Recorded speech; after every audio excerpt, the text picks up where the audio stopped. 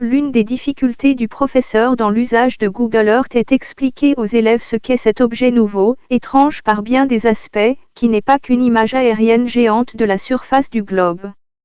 Google Earth, en particulier, est un assemblage hétéroclite d'images de provenance diverses. Quand on va de la petite à la très grande échelle en zoomant, un brouillard salutaire nous fait passer d'un type d'image à un autre, sans qu'on en ait tout à fait conscience. D'où cet aspect patchwork, visible à petite échelle. En vérité, le globe virtuel est donc un gigantesque puzzle composé de dizaines de images et de photographies aériennes. Petite astuce, amener les élèves sur quelques lieux incongrus permet de comprendre les erreurs de fabrication de nouveaux outils. Et de comprendre qu'il s'agit bien d'une reconstitution. Regardons ici le littoral de Dunkerque à Gravelines.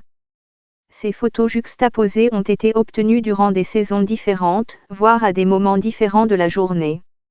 On peut ainsi rappeler aux élèves qu'il s'agit de documents datés qui pour certains remontent à plusieurs années.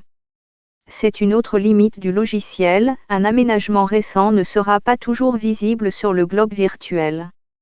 Deuxième difficulté, l'inégalité de résolution des images.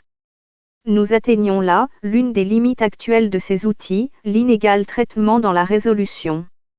C'est visible, notamment, dans notre région, si l'île, les grandes villes et le littoral sont privilégiés, des pans entiers de l'espace rural intérieur sont ignorés, ainsi que certaines villes comme Maubeuge ou Valenciennes qui disposent d'une mauvaise et affreuse résolution. Comparons deux villes fortifiées, Maubeuge et Gravelines, les images parlent d'elles-mêmes. À Gravelines, on descend à très grande échelle jusqu'à distinguer les voitures du parking. Essayez la même opération sur Maubeuge. Les images sont purement et simplement inexploitables à grande échelle. Utiliser Google Earth pour une étude de cas est parfois possible et parfois totalement impossible. Il est parfois difficile de savoir pourquoi tel ou tel lieu bénéficie d'une meilleure ou d'une moins bonne résolution. Cela tient compte généralement de l'origine des images achetées par Google. Une politique d'achat anarchique.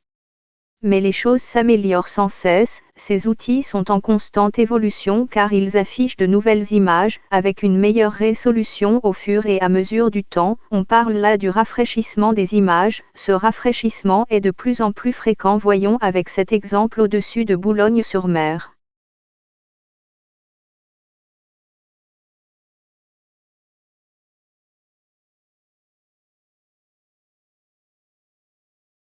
Pour terminer cette séquence, une petite devinette. Quel est l'endroit au monde dont on dit qu'il dispose de la meilleure résolution sur Google Earth? Il faut se diriger vers les États-Unis. Précisément dans l'État de Californie. Au cœur de la Silicon Valley.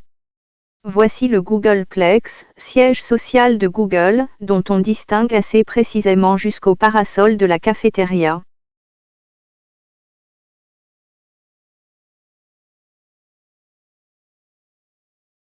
Merci pour votre écoute.